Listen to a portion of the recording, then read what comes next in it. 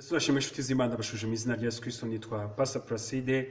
Uyu munsi wa none nongeye gushimira Imana ngiye kuduha kuza kuganira ijambo ry'Imana namwe. Uyu munsi wa none ni ibihe by'igikundiro kandi byiza. Ndashimira Imana yanjye kandi nayo Imana yacu ari nayo se y'umwami wacu Yesu Kristo ngiye kuduha kanya ko kuganira ijambo ry'Imana. Ijambo ry'Imana ni umuti, ni umutsima w'ubugingo dukomeza tukagera mu bwami bw'Imana nta munkanyari nta n'ikizinga. Ijambo ry'Imana iyo urifite ijambo ry'Imana, Dawidi yaravuze ngo ndabitse ijambo ryawe mu mutima wawe kugira ngo ntagucumuraho. Ijambo ry'Imana rifite mu mutima wawe nta gucumura ku Mana. Ufite ijambo ry'Imana mu mutima wawe nta guterwa n'ubwoba n'ibihe byose. Ibihe ntabwo bihinduka. Ibihe birahinduka ariko ntabwo uhindukana nabyo. Ntabwo iyo abantu babaye babi uba mubi nkabo. Iyo abantu barira ntabwo urirana nabo. Iyo abantu baseka ariko harira n'igihe udasekana nabo kuko hari igihe ushobora gusanga baseka ubusa. Ni ukuvuga ngo iyo ufite ijambo ry'Imana mu mutima wawe rikwereka igihe aho kigeze, rikakwereka icyo ugomba gukora muri icyo gihe nuko ugomba kwitwara muri icyo gihe n'icyo Imana igushakaho muri icyo gihe, ukagendana n'ubushake bw'Imana udasigaye inyuma y'ubushake bw'Imana utanagiye n'imbere y'ubushake bw'Imana. Nicyo kintu ijambo ry'Imana dukoresha ngo ni nka miriwari twakwirebamo tukimenya. Ngo iyo umuntu yirebeye mu ijambo ry'Imana ntiyimenye ngo amera nk'umuntu wirebye mu ndorerwamo ngo yarangiza akiyibagirwa. Mwene uwo nguwo imbere y'ijambo ry'Imana agaragara nk'umupfapfa. Umuntu wireba ijambo ry'Imana ryahishuriye uwo ari we ariko akirengagiza icyo ijambo ry'Imana ryamuvuzeho agashaka ko rimuvugaho ibinyuranye n'ibyo rimuvugaho. Nyumve neza, ijambo ry'Imana niba rikwita umunyabyaha rikakurondoramo ibyaha, ari ijambo ryakurondora atari umwana w'umuntu, ukwiriye kwihana ibyaha. Iyo rikwisa umukiranutsi ukwiriye gushima Imana ugakomeza gukiranuka kwawe kuko niryo twigenzuriramo. Si ngombwa ko nkurondora, si ngombwa ko kanaka kurondora, si ngombwa ko akubwira ibizakubaho. Hari ibyo ijambo rivuga ngo nimugira gutya nzagira nti. Uyu munsi none tugiye kuganira ku kintu bita imbaraga z'Imana. Mu by'ukuri benshi bavuga ko imbaraga z'Imana, bavuga imbaraga z'Imana mu buryo butandukanye. Aravuga ati umuntu arerekura, umuntu arahanura, arerekwa, asengera abantu bagakira, asengera ibitangaza bigakoreka, arahanura bigahita bisohora, afite imbaraga z'Imana. Izo nizo ntabwo mbihakanye, ariko nanone zishobora kuba zitari nazo kuko hari izindi mbaraga zikorera mu bantu. Impamvu ni ukora ko umuntu kugira ngo akore igitangaza cyangwa akoreshe ibitangaza agomba kuba hari imbaraga z'umwuka runaka wera cyangwa se atari uwera. Hari abapfumu bakora ibitangaza kandi ntabwo bakoresha umwuka wera, simbizi, ntabwo bibaho. Nta mupfumu ukoresha umwuka wera. Umwuka wera ukorera mu bahanuzi b'Uwiteka ndetse no mu bakozi biwe. Tugiye kuganira uyu munsi wa none ku ijambo ni ibihe bimenyetso bigaragaza umuntu ufite imbaraga z'Imana. Niba koko abahanuzi bashobora kuba bafite imbaraga z'Imana ariko akaba atari imbaraga z'Imana zitaragenewe abahanuzi bonyine, zitaragenewe n'aberekwa n'abarondora gusa. Hari imbaraga z'Imana buri muntu wese agomba gutunga. Ni izihe mbaraga z'Imana buri muntu wese akeneye? Ni izihe mbaraga z'Imana ukwiye gusaba Imana zitari gusaba impano z'Imana? Abantu bitiranya impano z'Imana ziri ku bantu bakazitiranya n'imbaraga z'Imana ziri mu bantu. Yesu baramubajije ngo se tuzamenya gute abawe? Aga ngo muzabamenyera ku mbuto zabo. Agavuze ngo muzabamenyera ku mpano zabo. Listen carefully. Ntabwo yavuze ngo muzabamenyera ku mpano zabo, yavuze ngo muzabamenyera ku mbuto zabo. Why? Kubera iki? Kubera iki? Nuko impano zishobora kuba mu muntu ariko akaba adafite imbaraga z'Imana. Ibyo nagira ngo mubyumve neza. Umuntu ashobora kuba afite impano z'Imana ariko adafite imbaraga z'Imana. Kadusome ijambo ry'Imana. Turasoma mu Bakorinto ba kabiri n'ibice 4:8. Aravuga ngo dufite amakuba impande zose ariko ntidukuka imitima, turashobewe ariko ntitwihebye, turarenganywa ariko ntiduhanwa, dukubitwa hasi ariko ntidutsindwa rwose. Umva imbaraga z'Imana. Ngo turashobewe ariko ntitwihebye, ngo nyamara ngo tunakubitwa hasi ariko ntabwo dutsindwa bwose. Ushobora kuba wowe mu buzima bwawe ufite impano yo kwihangana, impano y'imbabazi. Umuntu yagukosereza ugahita umubabarira. Izo ni imbaraga z'Imana ziri muri wowe zo kubabarira no gutanga imbabazi. Ushobora kuba mu buzima bwawe ugaburira abashonje, ukumva inzara y'undi muntu ukayumva, ukamenya ikibazo afite ukacyumva ukanagifiringa, warangiza ukarara udasinziriye. Izo nazo ni imbaraga z'Imana. Ushobora kuba umuntu ashobora kuguhemukira byihuse ukaba wamusanga kugira ngo umuhe kubohokana nawe. Izo ni imbaraga z'Imana. Ushobora kuba ushobora kuba uri umwe mu bantu bashobora kuremamo abantu ibyiringiro mu buryo bwihuse. Izo ni imbaraga z'Imana. Ndagira ngo ubwire ko imbaraga z'Imana ziri muri wowe zirenze uko ubitekereza.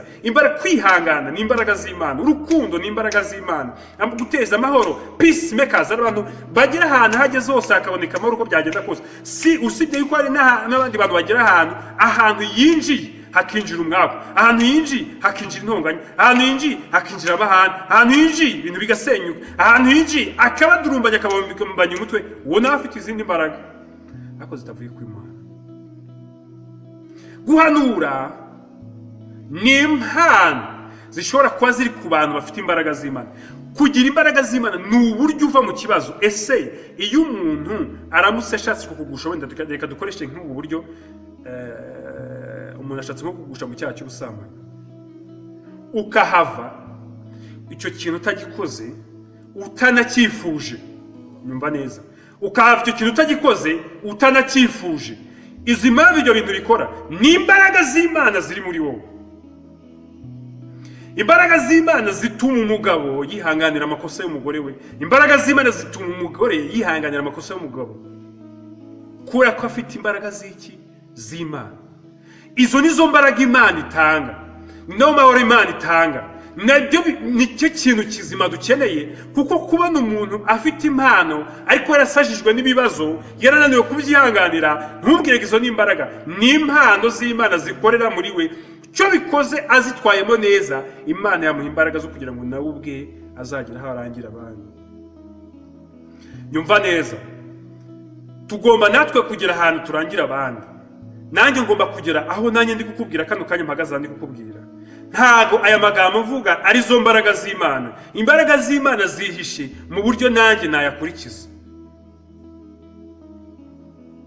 Yesu Kristo yatwigishije ijambo ry'Imana, ariko aza kugera ahantu nawe akenera imbaraga z'Imana.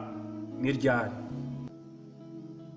Ugiye kumbwira uti Yesu se niwe mbaraga z'Imana, ariko ikintu cyose Yesu yakoze hano ku isi yagira ngo akwereke ngo nuramuka ukigezemo bizagenda gutya, uzitwara utya, kuko naje ndi umuntu, ndi Imana ariko ndi umuntu 100%. Uko Bibiliya ivuga ngo Antikristo ni umuntu utemera ko Yesu yaje ari umuntu, ngo yambaye akamero k'umwana w'umuntu. Nababwiye ibimenyetso byaranze Yesu nk'umwana w'umuntu: kurira, gusonza, kurakara no kwishima. Ibyo byose byamugaragayeho. Yararize ageze kwa Lazaro, yararakaye ageze aho bari kugurira mu rusengero bacururizamo, arasonza amaze iminsi 40, ngo nuko arasonza. Arangije afata ibuye, aka kantu mugatekerezaho, afata ibuye ngo umwaza amuga ngo nibura umwana w'Imana. Biriya bintu mujye mutekerezaho neza, ntago Satani yaje fizikali ngo abwire Yesu ngo nibura umwana w'Imana. Yesu yaratekereje ati ko ndi umwana w'Imana ubundi ribu warihindura. Kumujye utekereza nawe ukavuga ngo ariko ko ndeba inzara nyinshi, ariko runaka ngiye nkabizurubanga gutya nkabizurubanya, cyangwa iki kibazo sinagisohokamo. Ariko ijambo bikahita riza rikakubwira ngo nyamara haranditswe ukagira icyo ugira icyo. Nako Yesu nawe yaramize. Byose yabikoreye kugira ngo twebwe tuzamwigireho ubutsinzi. Kandi nitunagira n'ahantu tugeze mu ntege nke, ariko tugasanga nawe yarageze, benshi batinya kuvuga ngo yarazigize, hari uwantera yavuze ngo Yesu yarazigize, uzazivemo nk'uko nawe yazivuyemo. Ijambo ry'Imana ngo mugere ikirenge mu cya Kristo. Paulo avuze ngo mugere ikirenge mu cyanjye, abwira abo yigishaga ngo mugere muri ikirenge mu cyanjye nk'uko nanjye nakigeze mu cya Kristo. Tukwiriye gutera intambwe Yesu yayiteye. Igihe bari bagiye kumufata, amaze kubwira abigishwa ngo mumusenga, agasanga basinzira, avuga ati munaniwe kubana nanjye byibuze isaha imwe. Yagiye ngo umutima urakunze, ariko umubiri ufite intege nke. Bisobanuye iki? Bisobanura ngo kuko nambaye umubiri ndumva ntangiye gucika intege, ariko mu mwuka, kuko umwuka wanjye ari uw'Imana, kandi mu mwuka ndi Imana, ndumva ngomba kurangiza gahunda Imana cyangwa se gahunda zanzanye hano ku isi. Nako nawe biba bigomba kugenda. Hanyuma imbaraga z'Imana reka tuzigarukeho. Kwa kuntu uva mu bibazo byawe, kwa kuntu witwara mu bibazo byawe, kwa kuntu challenges iyo zije cyangwa se ibikugerageza ubikemura ubisohokamo, nicyo kikugaragaza aho imbaraga z'Imana zikurimo. kuko mu mwana w'umuntu mu butsinzi no gutsinda ntibimubamo, ahubwo umwana w'umuntu ikimworohera nuko ibintu byose avuga ngo birananiye. Icyo uzabona ushoboza avuga uti Imana yampaye imbaraga z'Imana zo gukora iki kintu. Hari umuntu ugera imbere ukamuganirira ibyawe, ukimuganirira akaguha inama, ukumva iyo nama itumye umutima utuza. That is strength of God. Izo ni imbaraga z'Imana ziri muri we.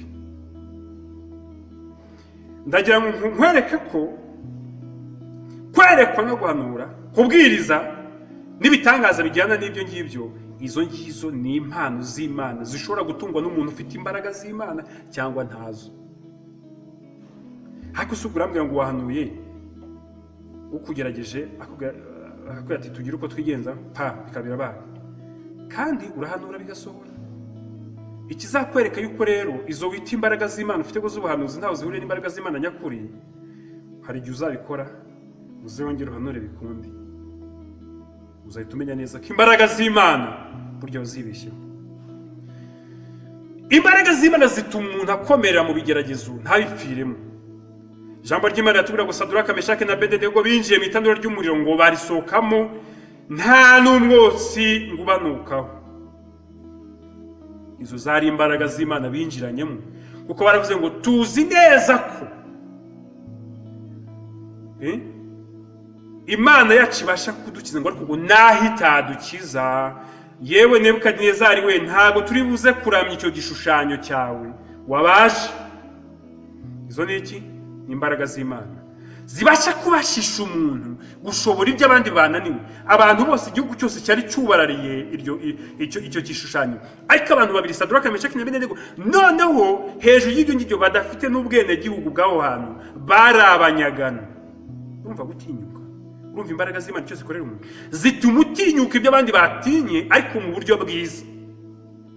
Gutinyuka ibyo abandi batinye mu buryo bwiza ni igihe abandi bantu bumva yuko ibintu igihe kigeze ari urupfu, ariko wowe ukajya ubona ari ubuzima no kubaho. Hari igihe cyageze, wenda reka tuvuge muri coronavirus, abantu bavuga ati turashize turapfuye, ariko abandi bakavuga ngo kubera Imana tuzabaho. Igihe kimwe umugabo bitaga Yosuwa na Kalebu bagiye kuneka boherejwe na Mose, bavuyeyo bazana amakuru atandukanye. Bamwe baravuga ngo twabonye abagabo barebare b'Abanaki, kandi koko niko bari barabonye, ntabwo babeshyaga, ngo twagaragaraga ngo batubonaga nk'izige, ngo natwe kandi twakwira tubona n'izige. Ariko uburyo uko umuntu akubona ntabwo ari uko kubivuga, ahubwo wowe uvuga uko wibona. Buriya niko bibonaga mu maso yabo, bati natwe tubona ari uko. Yosuwa na Kalebu barahagarara bati nyakubahwa muyobozi wacu Mose, ibyo abo bantu bavuze nibyo. Haleluya. Ngo ariko niba Imana, niba Uwiteka twishimira, izo nizo mbaraga z'Imana. Sasa ngo aho hantu tuzagera tuhahindure, kuko Uwiteka atwishimira.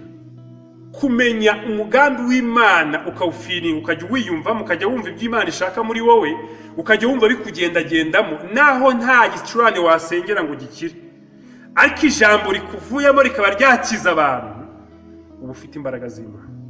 Reberaho rero muri wowe usanze nta mbaraga z'Imana ufite. Uko nagendaga mvuga, ndagira ngo ugende uhishurirwa bimwe na bimwe utunze utigeze uha agaciro, uwari uteza amaso ku bandi ngo nibo bazaza gukemura ibibazo byawe, ngo nibo bafite imbaraga z'Imana, kandi imbaraga z'Imana uzifite Imana yaraziguhaye. Imana ikongerere imbaraga n'ihishurirwa ryo kumenya uwo uriwe n'uwo Yesu yakugize n'icyo Imana yaguhamagariye gukora, ureke kwizerera mu bandi. Ni byiza tugira abatuyobora, tukagira n'abayobozi, ariko imbaraga zacu natwe zijya zibafasha kugira ngo bagere ku ntego, natwe tugere ku ntego n'ubushake bw'Imana ku buzima bwacu. Nari ndimo nkubwira imbaraga z'Imana icyo zona, ngo dukubitwa hasi. Haleluya. Haba ngo dufite amakuba impande zose, ariko ntidukuka imitima. Dufite amakuba impande zose, ariko ntabwo atuma dukuka imitima. Izo nizo mbaraga z'Imana. Kuba amakuba wabona kugose, kuko ijambo ry'Imana ngo amakuba n'ibyago by'umukiranutsi ni byinshi, ngo ariko Uwiteka amukiza muri byose. Aho rero iyo umaze kumenya ibyo, imbaraga z'Imana ziba ziri muri wowe. Ndagushimiye rero wemeye kubana nanjye muri aka kanya no kuganira nanjye kuri iri jambo ry'Imana. Aho uri hose ndagusabira umugisha w'Imana kugira ngo uboneke kuri wowe, Imana ikurwanirire muri byose, kandi Imana ikwereke imbaraga ziri muri wowe. gira igihe cyawe cyo kwicara usubiremo usenge wumve neza imbaraga z'Imana ziri muri wowe kandi uzegeranye kugira ngo utangire kuzikoresha igihe cyawe ntikigupfira ubusa. Iki nicyo gihe cyawe cyo kumenya imbaraga z'Imana ziri muri wowe ukazikoresha mu muryango wawe, ukazikoresha mu nshuti zawe, ukazikoresha mu bakuzengurutse, ukazikoresha mu bakuzi ndetse n'abatakuzi bazikeneye. Imana yacu rero iguha umugisha. Reka ngusengere Imana. Mana data, ndagushimiye ndaguhimbaje, ndagushimiye kuri Imana nziza, uri Imana ihoraho yahoze ibihe byose. Ndagushimiye ko ubana natwe iminsi yose ukaturwanirira. Ndagushimiye ko waduhaye imbaraga z'umutima, nk'uko Mbonyi yavuze ngo iminsi ntikatumarimo imbaraga z'umutima. Ndagushimiye, hari abamama bahaye imbaraga z'umutima, hari abapapa bahaye imbaraga z'umutima, hari abakobwa bahaye imbaraga z'umutima. Reka izi imbaraga ze gusuzugurwa ahubwo zikoreshwe mu gihe cyazo. Reka data mwiza n'ukuri imbaraga z'ijambo, imbaraga zo kwihanganisha, imbaraga z'urukundo, imbaraga z'amahoro zose zikomeze gusaba